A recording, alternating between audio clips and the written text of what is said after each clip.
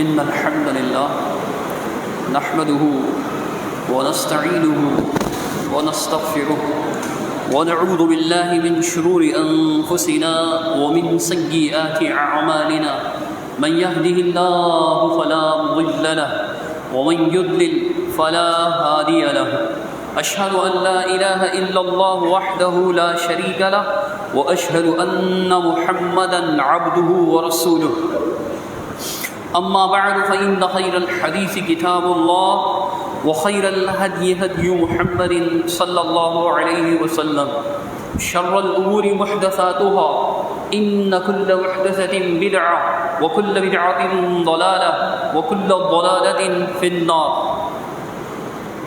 اللهم صل على محمد وعلى آل محمد كما صليت على إبراهيم وعلى آل إبراهيم إنك حميد مجيد اللهم بارك على محمد وعلى آل محمد كما باركت على إبراهيم وعلى آل إبراهيم إنك حميد مجيد رب اشرح لي صدري ويسر لي أمري واحلل عقدة من لساني يفقهوا قولي أعوذ بالله السميع العليم من الشيطان الرجيم بسم الله الرحمن الرحيم الذين آتيناهم الكتاب يتلونه حق تلاوته أولئك يؤمنون به من يكفر به فأولئك هم الخاسرون۔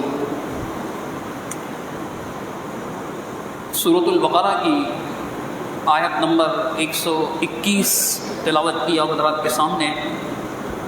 ذکر ان لوگوں کا جن کے بارے میں رب کریم نے قرآن حکیم فرقان حمید میں اس بات کی خبر دی کہ یہ لوگ خسارہ پانے والے ہیں، نقصان اٹھانے والے ہیں۔ ان کی ایک قسم دو حصوں میں آپ کے سامنے بیان ہوئی کہ شرک کرنے والے لوگ ہیں۔ دوسرے مقام پر جو اللہ رب العالمین نے بات بیان فرمائی وہ ایسے لوگ ہیں جو قرآن سے غافل ہیں، ان کے بارے میں بھی یہی بات فرمائی کہ فَأُولَئِكَ هُمُ الْخَاسِرُونَ، یقیناً یہی لوگ خسارہ پانے والے ہیں، یقیناً یہی لوگ خسارہ پانے والے ہیں، نقصان اٹھانے والے ہیں۔ اور نقصان سے مراد دنیا کا نقصان بھی ہے اور آخرت کا نقصان بھی ہے۔ اللہ سبحانہ و تعالیٰ ڈھیل دیتے ہوئے اگر دنیا کے نقصان سے محفوظ بھی رکھے تو ایسے لوگوں کے آخرت کی تباہی یقینی ہے۔ آیت کریمہ میں اللہ سبحانہ و تعالیٰ نے ارشاد فرمایا کہ الذین آتیناہم الکتاب، وہ لوگ جن کو ہم نے کتاب عطا کی، جنہیں ہم نے کتاب دی، یتلونہ حق تلاوتہ، تو وہ اس کی تلاوت کرتے ہیں، وہ اس کی تلاوت کرتے ہیں جیسا کہ اس کی تلاوت کا حق ہے۔ تو یہ وہ لوگ ہیں اولئک یؤمنون بہ، یہ وہ لوگ ہیں جو اس کتاب پر جو انہیں دی گئی جس کی وہ تلاوت کرتے ہیں، تلاوت کا حق ادا کرتے ہیں۔ تو تلاوت کا حق ادا کرنے والے لوگ ہی اس قرآن پر ایمان لانے والے ہیں، یہی وہ لوگ ہیں جو اس پر در حقیقت ایمان لانے والے ہیں، جو حق کے تلاوت ادا کرتے ہیں۔ وَمَن يَكْفُرْ بِهِ، اور جو اس کا کفر کرتے ہیں، اس کا انکار کرتے ہیں، اس پر ایمان نہیں لاتے، اس پر یقین نہیں کرتے، اس کی ناقدری کرتے ہیں، ناشکری کرتے ہیں، فَأُولَئِكَ هُمُ الْخَاسِرُونَ، وہی لوگ ہیں جو خسارہ پانے والے ہیں۔ جو قرآن سے غفلت اختیار کرنے والے ہیں، جو قرآن مجید فرقان حمید سے اعراض کرنے والے ہیں، جو قرآن مجید فرقان حمید کا انکار کرنے والے ہیں، ان کے بارے میں رب کریم نے ارشاد فرمایا کہ یہی وہ لوگ ہیں جو خسارہ پانے والے ہیں، نقصان اٹھانے والے ہیں۔ تو ہم میں سے ہر ایک شخص کو اس بات پر غور کرنا چاہیے کہ حق کی تلاوت کیا ہے۔ اگر ہم وہ ادا کر رہے ہیں تو مطلب ہم ایمان لانے والے ہیں، اگر ہم تلاوت کا حق ادا نہیں کر رہے تو اس کا کیا مطلب ہوگا؟ آپ سمجھ سکتے ہیں کہ حق کے تلاوت ادا کرنے والوں کے بارے میں رب کریم نے فرمایا کہ یہی وہ لوگ ہیں جو ایمان لانے والے ہیں۔ حقیقت میں ایمان لانے والے وہ لوگ ہیں جو تلاوت کا حق ادا کرنے والے، حق تلاوت ادا کرنے والے۔ یہ رب کا قرآن فرماتا ہے۔ اس سے پچھلی آیت میں حق تلاوت کیا ہے اس کو سمجھنے کے لیے اس بات پر غور کریں کہ اس کی پچھلی آیت میں، یعنی اس سے پہلے جو آیت ہے، آیت نمبر 120 سورۃ البقرہ میں، اس میں اللہ تعالیٰ نے ارشاد فرمایا کہ وَلَن تَرْضَىٰ عَنْكَ الْيَهُودُ وَلَا النَّصَارَىٰ حَتَّىٰ تَتَّبِعَ مِلَّتَهُمْ۔ یہ یہودی اور نصرانی آپ سے کبھی بھی خوش نہیں ہوں گے، راضی نہیں ہوں گے۔ یوں تو خطاب محمد کریم صلی اللہ علیہ وسلم سے ہے، پھر ان کے ضمن میں پوری امت سے خطاب ہے کہ یہ یہود و نصارہ تم لوگوں سے کبھی بھی راضی نہیں ہوں گے، کبھی بھی خوش نہیں ہوں گے، کبھی بھی خوش نہیں ہوں گے، جب تک کہ تم ان کے ملت کی، یعنی ان کے طریق کی، ان کے راستے کی، ان کے مذہب کی، ان کے خواہشات کی پیروی نہ کر لو، اس وقت تک یہ تم سے خوش نہیں ہوں گے، تم سے راضی نہیں ہوں گے، تم سے مطمئن نہیں ہوں گے۔ ان کو مطمئن کرنے کی ہر کوشش ناکام ہو جائے گی جب تک تم ٹھیک ان کے طریقے پہ نہ چلنے لگ جاؤ۔ ان کا معاملہ کیا تھا کہ یہ اعراض کرنے والے تھے۔ اللہ تعالیٰ قرآن مجید میں آگے ارشاد فرماتا ہے کہ قل ان ھدی اللہ ھو الھدی، اے نبی صلی اللہ علیہ وسلم آپ کہہ دیجئے کہ اللہ کی ہدایت ہی در حقیقت ہدایت ہے۔ جو ہدایت اللہ سبحانہ و تعالیٰ نے نازل فرمائی قرآن مجید کی شکل میں، یہ رسول اللہ صلی اللہ علیہ وسلم کی تعلیمات احادیث کی شکل میں، وہی در حقیقت ہدایت ہے، یہ اللہ کی ہدایت ہے۔ چونکہ رسول کی ہدایت بھی اللہ ہی کی ہدایت ہے، اللہ کی ہدایت ہی در حقیقت ہدایت ہے، اور اس کے علاوہ کوئی اور چیز ہدایت نہیں۔ وَلَئِنِ اتَّبَعْتَ أَهْوَاءَهُمْ بَعْدَ الَّذِي جَاءَكَ مِنَ الْعِلْمِ، اور اگر آپ ان کے خواہشات کی پیروی کریں، ان کے خواہشات نفسانیہ کی پیروی کریں، ان کی باتیں ماننے لگیں، اس کے بعد کہ اللہ سبحانہ و تعالیٰ کی طرف سے آپ کے پاس علم آ چکا ہے، علم آ جانے کے بعد اگر آپ ان کی پیروی کریں، ان کے راستے پر چلیں، ان کی خواہشات پر چلیں، ان کی مرضی پر چلیں، ان کو خوش کرنے کی کوشش کریں، تو فرمایا ما لک من اللہ من ولی ولا نصیر، تو پھر آپ اللہ سبحانہ و تعالیٰ کی طرف سے آپ کے لیے کوئی دوست اور کوئی مددگار نہیں ہوگا۔ یعنی حق کی تلاوت ادا کرنے والے وہ لوگ ہیں جو اپنی مرضی کے بجائے اللہ کی ہدایت پر چلنے والے ہیں۔ حق کی تلاوت ادا کرنے والے وہ لوگ ہیں، چونکہ اس میں یہود و نصارہ کی بے راہ روی کا ذکر ہے ان آیات میں سے پچھلی آیات میں، کہ وہ کس طرح بے راہ ہو گئے تھے، کس طرح اپنی کتاب سے غفلت اختیار کرنے والے تھے، کس طرح اپنی کتاب کو نظر انداز کرنے والے تھے، کس طرح کتاب کی تعلیمات کو نظر انداز کرنے والے تھے۔ اس کے بعد اللہ سبحانہ و تعالیٰ نے حق کی تلاوت کا ذکر کیا، اور پھر گویا ہمیں یہ بات سمجھا دی کہ اللہ کی ہدایت کو ہدایت سمجھ کر اس پر عمل کریں گے تو پھر ہم ایمان والے ہوں گے۔ اگر علم آ جانے کے بعد لوگوں کی خواہشات پر چلتے رہے تو پھر ہم ہدایت نہیں پا سکتے۔ تو حق کے تلاوت کا ذکر ہے، تلاوت کے کچھ حقوق ہیں، قرآن مجید کے کچھ حقوق ہیں کہ ان کو صرف پڑھنا ہی نہیں بلکہ ان حقوق کو بھی ادا کرنا۔ پہلا حق کیا ہے؟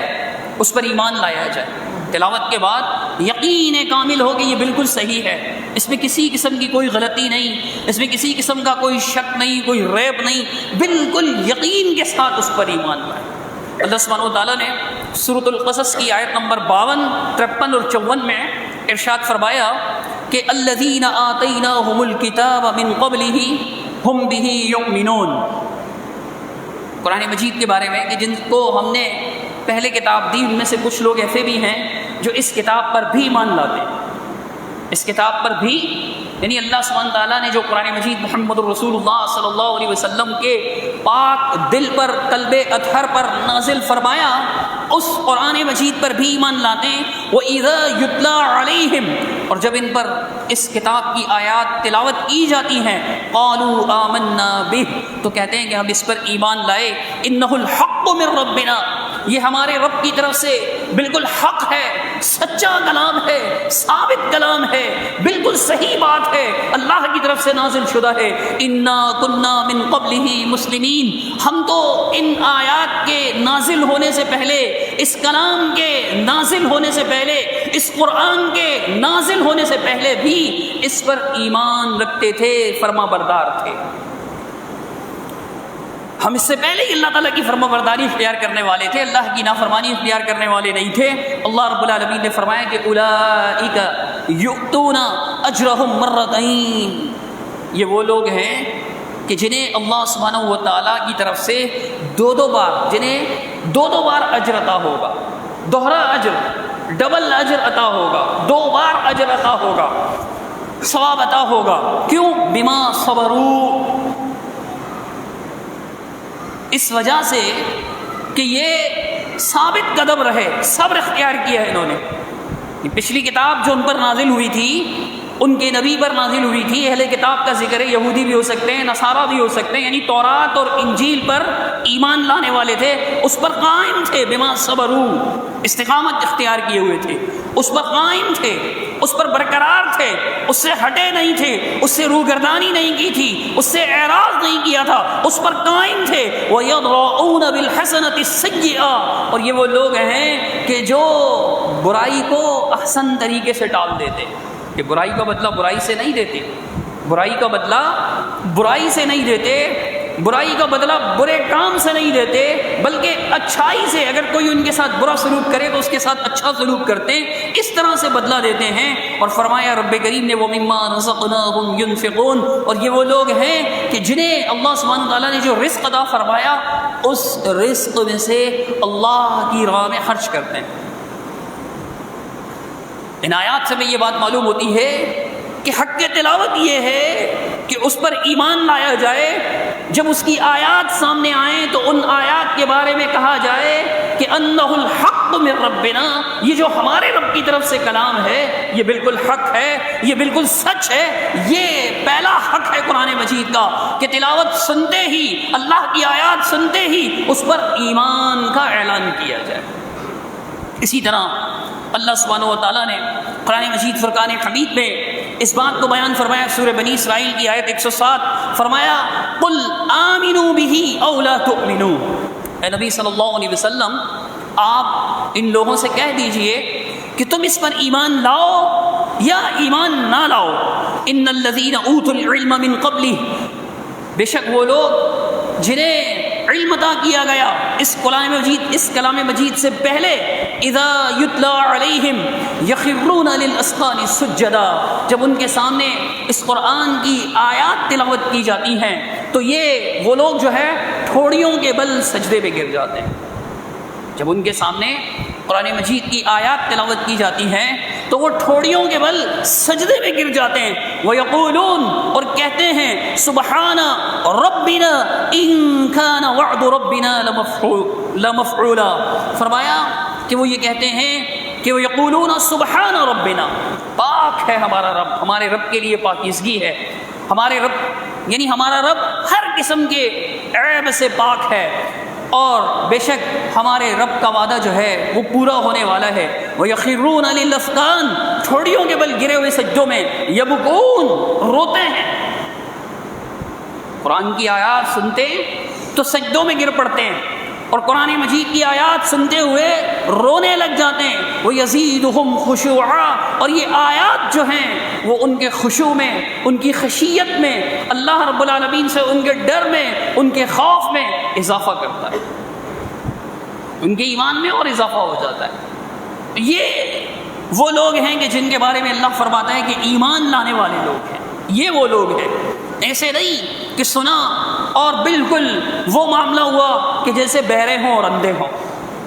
قرآن مجید نے سورۃ الفرقان میں اللہ سبحانہ و تعالیٰ نے آیت نمبر 60 کے بعد 63 پہ غالباً عباد الرحمن کا ذکر فرمایا، یعنی جو اللہ کے خاص بندے ہیں، رحمان کے خاص بندے ہیں، ان کی کچھ صفات بیان فرمائی۔ ان میں سے ایک صفت یہ بھی بیان فرمائی کہ والذین اذا ذکروا بآیات ربہم لم یخروا علیہ صما وعمیانا، کہ جب ان کے سامنے رب کریم کی آیات تلاوت کی جائیں، بآیات ربہم، ان کے رب کی آیات، ان کے رب کی نشانیاں تلاوت کی جائیں یا نشانیاں بیان کی جائیں، تو پھر وہ ان کا معاملہ کیا ہوتا ہے کہ وہ بہرے اور اندھے بن کر گر نہیں پڑتے. مطلب ان کا معاملہ یہ نہیں ہوتا کہ اندھے بہرے ہیں بس ایسے، جیسے بہرے کے سامنے آپ نے کوئی بات بیان کر دی تو بہرا کیا سنتا ہے؟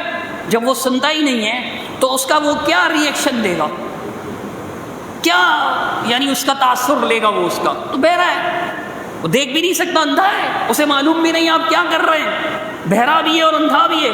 تو یہ معاملہ نہ ہو اندھے بہروں والا معاملہ، گویا جن کے سامنے اللہ کی آیات تلاوت کی جاتی ہیں اور وہ اس سے تاثر نہیں لیتے، وہ اس سے تاثر نہیں لیتے، ان آیات کے سننے کے بعد ان پر کچھ فرق نہیں پڑتا، وہ ٹس سے مس نہیں ہوتے، اپنے معاملے پر جو بھی ان کا معاملہ ہے اس پر قائم رہتے ہیں.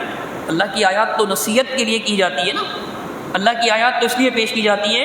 اللہ تعالیٰ قرآن مجید فرقان حمید سورہ قاف میں ارشاد فرماتا ہے فذکر بالقرآن من یخاف وعید. اے نبی صلی اللہ علیہ وسلم جو اللہ کی وعید سے ڈرتا ہے آپ اسے قرآن مجید کے ذریعے سے نصیحت فرماتے رہیے. تو قرآن مجید نصیحت کے لیے ہے، قرآن مجید کی آیات اس لیے تلاوت کی جاتی ہیں کہ ایمان والے اس سے تاثر لیں، ایمان والوں پر اس کا اثر ہو، وہ آیات ایمان والوں پر اثر انداز ہو، ایمان والوں کے ایمان میں مزید اضافہ ہو، ان کے خشوع میں، ان کے خشیت میں، ان کے ڈر میں، ان کے خوف میں، ان کے تقوی میں اضافہ ہو. اگر ایسا نہیں ہوتا تو اس کا مطلب یہ ہے کہ وہ آیات کے ساتھ بالکل وہی معاملہ اختیار کرنے والے ہیں جیسے کسی اندھے بہرے کے سامنے کوئی بات بیان کی جائے تو وہ اندھا بہرا بالکل کوئی ریئیکشن نہیں دیتا، بالکل کوئی تاثر نہیں لیتا، وہ بات اس پر بالکل بھی اثر انداز نہیں ہوتی کیونکہ وہ تو اندھا ہے، دیکھ نہیں سکتا، اشاروں سے بھی نہیں سمجھ سکتا کہ یہ کیا بول رہا ہے، یہ کیا کہنا چاہ رہا ہے، اور بہرا ہے ایک لفظ بھی نہیں سن سکتا، تو اس لیے وہ تاثر نہیں لے رہا. اس کا تو عذر موجود ہے، لیکن یہ آنکھ ہوتے ہوئے بھی اندھا ہے اور کان ہوتے ہوئے قوت سماعت یعنی قوت شنوائی ہوتے ہوئے بھی، لسننگ پاور ہوتے ہوئے بھی یہ شخص بہرا ہے کہ اس کے سامنے اللہ کی آیات تلاوت کی جاتی ہیں اور یہ بالکل بھی تاثر نہیں لیتا. یہ قرآن مجید کا پہلا حق ہے کہ اس پر ایمان لایا جائے، اس پر یقین کیا جائے. اس چیز کا ذکر اللہ سبحانہ تعالیٰ نے کئی مقامات پر فرمایا. سورہ بقرہ کی آیت نمبر 285 میں ارشاد فرمایا کہ آمن الرسول بما انزل الیہ من ربہ والمؤمنون. رسول بھی اس چیز پر ایمان لائے جو ان کی طرف نازل کی گئی ان کے رب کی طرف سے، اور مومنون یعنی ایمان لانے والے لوگ جو ہیں وہ بھی اس پر ایمان لائے. اور اللہ سبحانہ تعالیٰ نے اس کا حکم بھی دیا. سورۃ تغابن کی آیت ہے، فرمایا فآمنوا باللہ ورسولہ والنور الذی انزلنا واللہ بما تعملون خبیر. فرمایا ایمان لاؤ اللہ پر، اس کے رسول پر، والنور الذی انزلنا، اور جو نور ہم نے نازل کیا ہے، جو نور ہم نے نازل کیا، یعنی اللہ پر ایمان لاؤ، رسول پر، اس نور پر جو ہم نے نازل کیا. اللہ نے کون سا نور نازل فرمایا؟ قرآن مجید، وحی کا نور، محمد الرسول اللہ صلی اللہ علیہ وسلم کے قلب اطہر پر وحی کا نور، قرآن اور حدیث، یہ اللہ سبحانہ تعالیٰ کی طرف سے نازل کرتا ہے. فرمایا اس پر ایمان لاؤ، واللہ بما تعملون خبیر، تم جتنے بھی اعمال کرتے ہو اللہ سبحانہ و تعالیٰ اس سے باخبر ہے. اللہ اس سے بے خبر نہیں، اللہ پوری طرح سے باخبر ہے، مکمل طور پر جانتا ہے کہ تم کیا اعمال بچا لا رہے ہو. تو یہ قرآن مجید کی تلاوت کا پہلا حق ہے کہ اس پر ایمان لایا جائے. بہت سی آیات میں اس کا ذکر ہے، احادیث میں بھی. چنانچہ سیدنا ابو مالک الاشعری رضی اللہ تعالیٰ عنہ سے مروی صحیح مسلم شریف کی حدیث ہے، سنن ترمذی، سنن نسائی میں بھی موجود ہے. بیان فرمایا رسول اللہ صلی اللہ علیہ وسلم نے کہ والقرآن حجۃ لک او علیک. یہ قرآن مجید جو ہے یہ تمہارے لیے حجت ہے، حجت اللہ کا، تمہارے لیے حجت ہے، او علیکا، یہ تمہارے خلاف حجت ہے، یہ تمہارے لیے دلیل ہے یا تمہارے خلاف دلیل ہے. اب تم اپنے طرز عمل سے ثابت کرو گے کہ یہ قرآن تمہارے لیے دلیل ہے یا تمہارے خلاف دلیل ہے.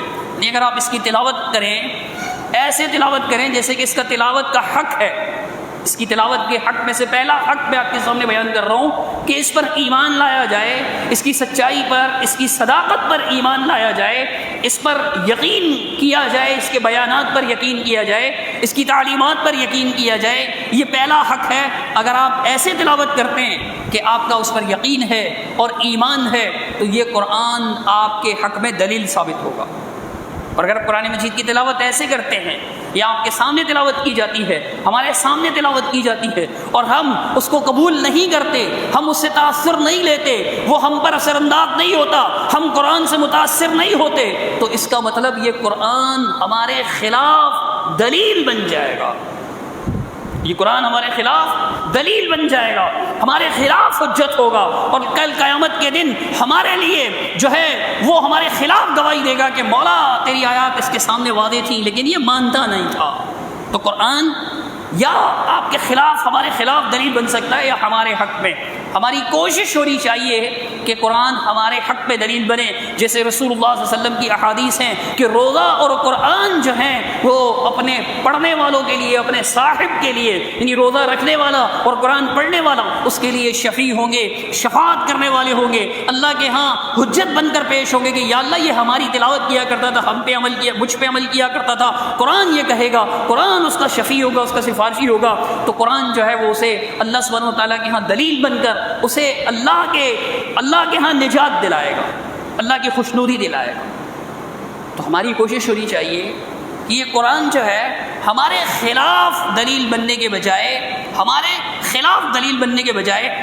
حق پہ دلیل بن جائے. یہ قرآن مجید کا پہلا حق ہے کہ قرآن مجید پر ایمان لایا جائے. اللہ سبحانہ تعالیٰ مجھے، آپ کو، ہم سب کو توفیق عطا فرمائے کہ ہم قرآن مجید پر ایمان لانے والے بنے. اقول قولی ھذا استغفر اللہ لی ولکم ولسائر المسلمین اجمعین برحمتک یا ارحم الراحمین.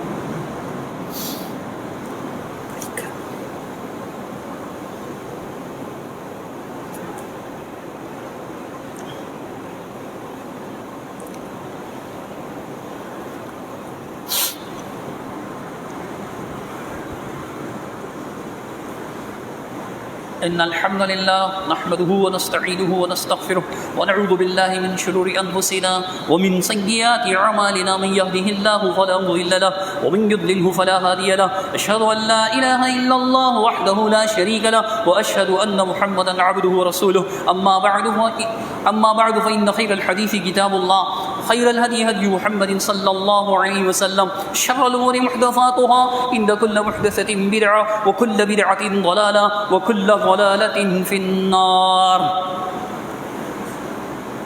قرآن مجید کا دوسرا حق کے تلاوت ادا کرنے والے ہی ایمان لانے والے ہیں، اور جو کفر کرنے والے ہیں وہی لوگ نقصان میں پڑنے والے ہیں.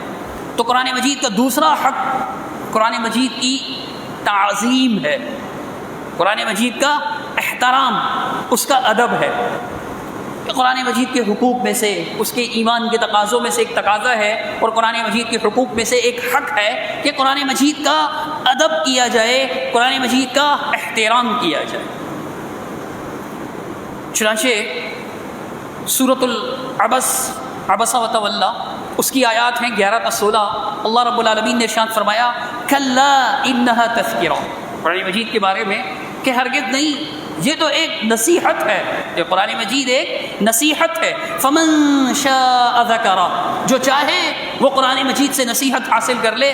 فی صحف مکرمہ، یہ مکرم صحیفوں پہ لکھا ہوا ہے، یعنی جن صحیفوں پر لکھا ہوا ہے ان کی تکریم ہے، وہ قابل تکریم ہیں، قابل احترام ہیں، قابل احترام صفحات پر لکھا ہوا ہے یہ قرآن مجید. مرفوعۃ مطہرہ، اور یہ بلندر ہے اور پاکیزہ ہے. بأیدی سفرا، اور یہ جو ہے معزز عزت دار فرشتوں کے ہاتھ میں ہے. کرام بررہ، یعنی عزت دار فرشتے، نیکوکار فرشتے، ان کے ہاتھوں میں ہے یہ کلام مجید.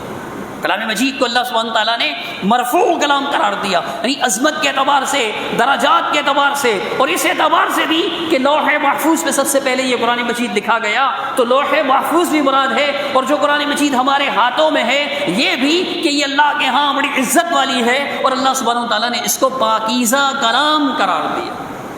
سنن نبی داؤد کی ایک حدیث ہے کتاب الحدود میں، باب فی رجب الیہود، حدیث نمبر 4449. سیدنا عبداللہ ابن عمر رضی اللہ تعالیٰ عنہ سے مروی ہے، سیدنا عبداللہ بن عمر رضی اللہ تعالیٰ عنہ سے مروی ہے۔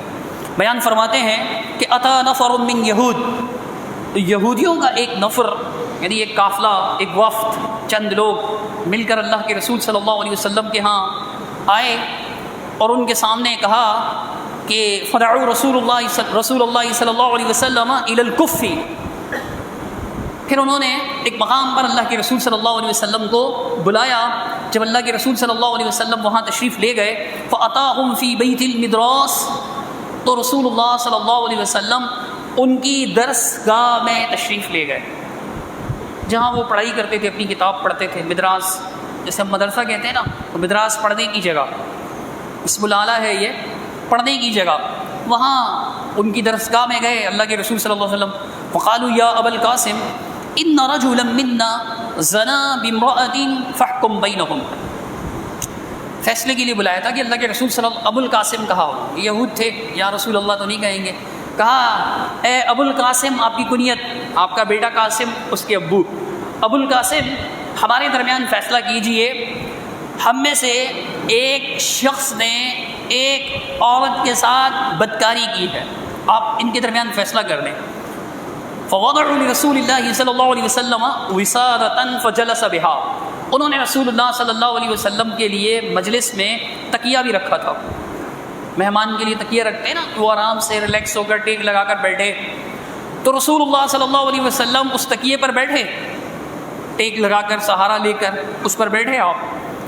پھر اللہ کے رسول صلی اللہ علیہ وسلم نے ان سے کہا کہ تم مجھے کہتے ہو کہ ہمارے درمیان فیصلہ کرو، چونکہ یہ معاملہ جیسے قرآن میں ہے ویسے تورات میں، تو اللہ کے رسول صلی اللہ علیہ وسلم نے فرمایا کہ ائتونی بالتوراۃ، تورات لے کر آؤ میرے پاس۔ تورات اللہ کی کتاب تھی، اور قرآن مجید میں یہ اللہ تعالیٰ نے بتا دیا کہ اس میں انہوں نے تحریفیں بھی کر دی ہے، یحرفون الکلم عن مواضعہ، قرآن مجید میں اللہ تعالیٰ فرماتا ہے کہ یہ یہود جو ہیں تحریف کر دیتے، مواضع سے، ان کے مقامات سے ہٹا کر دوسری جگہ پر رکھ دیتے، یہاں کی وہاں، وہاں کی وہاں، آگے پیچھے کر دیتے ہیں۔ کئی آیات ہیں جس میں اس بات کا ذکر ہے تحریف کا، اس کی تفصیل پہ جاؤں گا تو بات کہیں اور نکل جائے گی۔ تحریف بھی ہوئی تھی اس میں، یہ اللہ کا قرآن ہی بیان کرتا ہے، اور قرآن محمد الرسول اللہ صلی اللہ علیہ وسلم پر نازل ہوا، لیکن اللہ کے رسول صلی اللہ علیہ وسلم نے ان پر حجت قائم کرنے کے لیے ان سے تورات منگوائی۔ جب وہ تورات لے کر آئے فنزع الوسادۃ من تحت، رسول اللہ صلی اللہ علیہ وسلم نے تکیہ نکالا اور تکیہ رکھ کر کے فوضع التوراۃ علیہا، قرآن مجید کو اس تکیے پر رکھا، نیچے نہیں رکھ دیا۔ انہوں نے نیچے رکھا تو اللہ کے رسول صلی اللہ علیہ وسلم نے کیا کیا؟ تکیہ لیا، آپ تکیے پر تشریف فرما تھے، ٹیک لگائے ہوئے تھے، سہارا لیے ہوئے تھے اس تکیے پر، آرام فرما تھے، لیکن اللہ کے رسول صلی اللہ علیہ وسلم نے اس وجہ سے اس کتاب کو عزت دی کہ قرآن فرماتا ہے فیہا حکم اللہ، یعنی ساری کی ساری محرف نہیں ہے، اس میں اللہ کا حکم موجود ہے، اب تک بہت سے احکامات اللہ تعالیٰ کے موجود ہیں، اگرچہ انہوں نے ہیر پھیر کی، تبدیلیاں کی، لیکن کچھ احکامات موجود ہیں ان کے۔ اللہ کے رسول صلی اللہ علیہ وسلم نے اس کتاب کا احترام کیا، اللہ کے رسول صلی اللہ علیہ وسلم نے اس کتاب کو عزت دی، اس کی تکریم کی۔ اللہ کے رسول صلی اللہ علیہ وسلم نے اس کتاب کو زمین پر نہیں رکھا بلکہ تکیے پر رکھا، احترام کیا نا اللہ کی کتاب کا۔ اب سوچئے وہ تحریف والی کتاب جس میں بعض احکام اللہ کے ہیں اور بعض ان کے مولویوں کی کارستانیاں ہیں، ہمارا قرآن تو محفوظ ہے، اس کی کتنی عصمت ہوگی، اس کی کتنی عزت ہوگی۔ تو قرآن مجید کا ادب اور احترام، جب ہم تلاوت کے لیے قرآن مجید اٹھاتے ہیں تو قرآن مجید کے بارے میں ہمیں آداب معلوم ہونے چاہیے کہ ادب اور احترام سے پکڑیں، عام کتاب کی طرح نہیں۔ بعض اوقات ایسا ہوتا ہے کہ کوئی عام کتاب ہے، جیسے یہ میری کاپی ہے، ڈائری ہے، اس کو میں ایسے بھی لے کے جا سکتا ہوں، اگرچہ میں اس کو ایسے ہی لے جاتا ہوں چونکہ اس میں آیات ہیں، مثال کے طور پہ کہہ رہا ہوں، ایسے اٹھا کر لے جا رہے ہیں، یہ ایسے جیسے اسٹوڈنٹس اپنی کتابیں لے کر جا رہے ہوتے ہیں، کالج کے، اسکول کے طلباء اپنی کتابیں لے جا رہے ہوتے ہیں، جب وہ ٹیوشن سینٹر، کوچنگ یا کالج جا رہے ہوتے ہیں تو ایسے پکڑے ہوئے لٹکائے ہوئے لے جاتے ہیں، ایسے سینے کے ساتھ لگا کر پکڑنا ہے قرآن مجید، احترام کے ساتھ رکھنا بھی ڈیسک کے اوپر، اگر ڈیسک تپائی کے اوپر، ڈیسک کے اوپر، رحل کے اوپر اگر وہ نہیں ہے تو رسول اللہ صلی اللہ علیہ وسلم کی سنت کے مطابق تکیے پر قرآن مجید رکھیں، قرآن مجید کا احترام کریں، قرآن مجید پر ایسے رکھ کر نہ بیٹھیں۔ بعض لوگوں کو دیکھا ہے تلاوت کر رہے ہوتے ہیں تو ایسے کوہنی قرآن مجید پہ رکھی ہوئی ہے، اعوذ باللہ، یہ ادب کے خلاف ہے قرآن مجید کے، ایسے بیٹھنا قرآن مجید پر، یہ قرآن مجید کے ادب کے خلاف ہے۔ ادب، پھر ادب کے تقاضے اور محبت کے تقاضوں میں، یعنی ادب پہلا کرینہ ہے محبت کے تقاضوں میں۔ آپ کو قرآن سے محبت ہے، ہمیں قرآن سے محبت ہے، تو اس کا ادب بھی ہونا چاہیے، اس کا ادب بھی ہونا چاہیے۔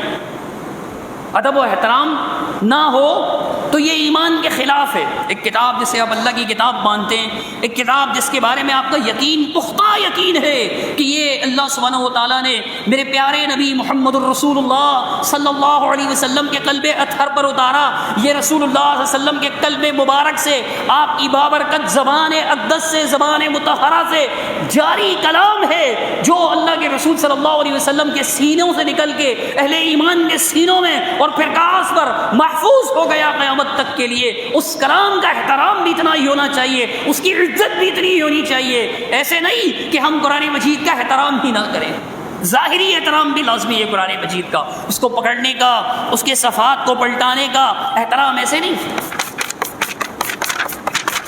بچوں کو بھی سکھائیں کہ ایسے نہیں کرنا ہے۔ آپ نے دیکھا ہوگا بعض لوگ ایسے کر رہے ہوتے ہیں تو منع کر دیتا ہوں اگر بچے ایسے ایسے کر رہے ہوتے ہیں، نہیں ایسے نہیں۔ قرآن مجید کے صفحات کو بڑے ادب سے ایسے پلٹیں۔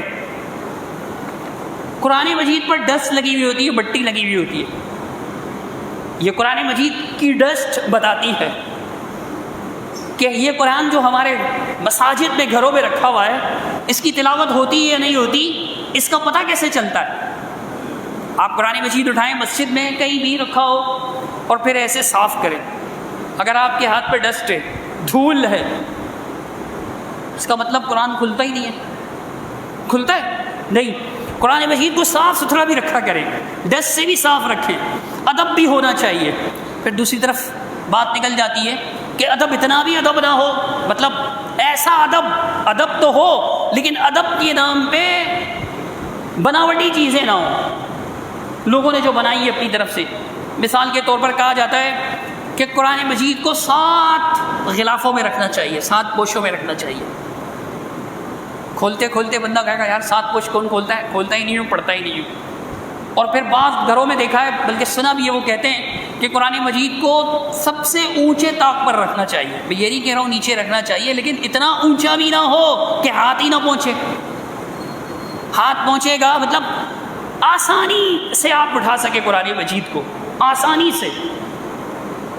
الماری کے اوپر رکھا ہو، ایسی جگہ پر رکھا ہو کہ آسانی سے آپ کے گھر کے افراد کا ہاتھ پہنچ جائے۔ ضروری نہیں کہ بچوں کا بھی، لیکن بڑوں کا ہاتھ پہنچ جائے، بچے بھی مانگے تو ان کو آسانی سے اٹھا کر دے لے، یہ لے پڑھیں، تلاوت کریں قرآن مجید کی، تو آسانی سے احترام میں قرآن مجید سے بالکل دور نہ ہو جائیں کہ اونچا سا ایک طاقچہ بنایا، اس طاق کے اوپر قرآن مجید کو رکھ لیا اور بس وہ جمعرات کو یا کسی اور رات کو جناب اگربتیاں جلا دی، دھونی دے دی اور خوش ہو گئے کہ بہت احترام کر رہے ہیں ہم قرآن۔ یہ احترام نہیں ہے۔ قرآن مجید زمانے سے بند پڑا ہوا ہے، اس کی تلاوت نہیں ہو رہی، اس کو سمجھنے کی کوشش نہیں کر رہے، یہ قرآن مجید کا احترام نہیں ہے، قرآن مجید کی توہین ہے، یہ قرآن مجید کی اہانت ہے، یہ قرآن مجید سے غفلت ہے، یہ قرآن مجید سے روح گردانی ہے، یہ قرآن مجید سے اعراض ہے، یہ قرآن سے منہ موڑنا ہے، اس سے بھی بچیں۔ یہ احترام نہیں ہے، یہ احترام کے خلاف ہے۔ احترام یہ ہے کہ پڑھیں بھی اور ادب سے بھی رکھیں، ایسے رکھ چھوڑیں، یہ قرآن مجید کا ادب نہیں، یہ قرآن مجید کے ادب کے خلاف ہے۔ اللہ سبحانہ تعالیٰ ہمیں قرآن مجید کا ادب اور احترام کرنے اور اس کے ایمان، اس پر مکمل طور پر ایمان لانے اور اس کی تعلیمات کو اپنانے کی توفیق عطا فرمائے۔ انشاءاللہ آئندہ جو میں اس موضوع کو مکمل کروں گا، اللہ سبحانہ تعالیٰ مجھے، آپ کو، ہم سب کو عمل کی توفیق عطا فرمائے۔ اقول قولی ھذا استغفر اللہ لی ولکم ولسائر المسلمین اجمعین برحمتک یا ارحم الراحمین۔